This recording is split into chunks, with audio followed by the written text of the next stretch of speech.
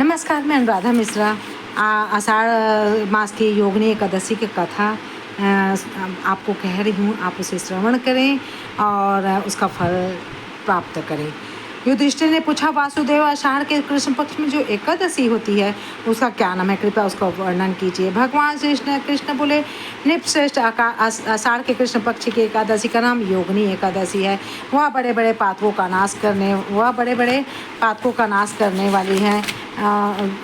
वाली संसार सागर में डूबे हुए प्राणियों के लिए वह सनातन नौका के समान है। तीनों लोकों में यह सारभूत व्रत है। अलकापुरी में राजाधिराज कुबेर रहते हुए सदा भगवान शिव की भक्ति में तत्पर रहने वाले उनके हेममाली नाम वाला एक यक्ष सेवक था जो पूजा के लिए फूल लाया करता था। हेममाली की पत्नी बड़ी सुंदरी थी, उसका नाम विशालाक्षी था। वह यक्ष कामपास में आवृत हो सदा अपनी पत्नी में आसक्त रहता था। एक दिन की बात है, हेममाली मानसरोवर से फूल लाकर अपने घर में ठहर गया और पत्नी के प्रेम का रसास्वादन करने लगा। अतः कुबेर के भवन में ना जा सका। इधर कुबेर मंदिर में बैठकर शिव जी की पूजन कर रहे थे। उन्होंने दोपहर तक फूल आने की प्रतीक्षा की। जब पूजा का समय व्यतीत हो गया तो दक्ष यक्षराज ने कुपित होकर सेवकों से पूछा, यक्षो दुरात्मा हेममाली क्यों नहीं आ रहा है? इस बात का पता तो लगाओ। यक्षों ने कहा, महाराजन, वह तो पत्नी की आकामना में आसक्त हो अपनी इच्छा उसके अनुसार घर में रमण कर रहा है। उनकी बात सुनकर कुबेर क्रोध में भर कर तुरंत ही हेममाली को बुलवाया। देर हुई जानकर हेममाली के नेत्र भय से व्याकुल हो रहे थे। वह आकर कुबेर के सामने खड़ा हुआ। उसे देखकर कुबेर की आंखों में आंख क्रोध से लाल हो गई। वे बोले, ओ पापी, ओ दुष्टा, ओ दुराचारी, तूने भगवान की अवहेलना की, अतः क्रोध से युक्त वो अपनी उस प्रीतमा से विमुक्त होकर इस स्थान से भ्रष्ट होकर अन्यत्र चला जा। कुबेर के ऐसे कहने पर वह उस स्थान से नीचे गिर गया। उस समय उसके हृदय महान दुख हो रहा था। क्रोध से उसका सारा शरीर पीड़ित था, परंतु शिव भोजन के प्रभाव से उसकी स्मरण शक्ति गुप्त नहीं होती थी। पातक से दबा होने पर भी वह अपने पूर्व कर्मों को याद करता रहता था। तंतर इधर उधर घूमता हुआ वह पर्वतों में श्रेष्ठ मेरुगिरी के शिखर पर चला गया। वहां उसने तपस्या के पुंज मुनिवर मार्कंड जी के दर्शन किया। पापा कर्मा के यक्ष ने दूर से ही मुनि के चरणों में प्रणाम किया। मुनिवर मार्कंडेय जी ने उसे भय से कांपते हुए देख परोपकार की इच्छा से निकट बुलाकर कहा, तुम कोढ़ के रोग ने तू कैसे दबा लिया है? तू क्यों इतना अधिक निंदनीय जान पड़ता है? यक्ष बोले, सुन मुने, मैं कुबेर का अनुचर हूँ। मेरा नाम हेममाली। मैं प्रतिदिन मानसरोवर से फूल लेकर आकर्षी पूजा के समय कुबेर को दिया करता था। एक दिन पत्नी सहवास के मुख में फंस जाने के कारण मुझे समय का ज्ञान ही नहीं रहा। अतः राजाधिराज कुबेर ने कुपित होकर मुझे श्राप दे दिया, जिससे मैं क्रोध से आक्रांत होकर अपनी प्रियतमा से बिछुड़ गया।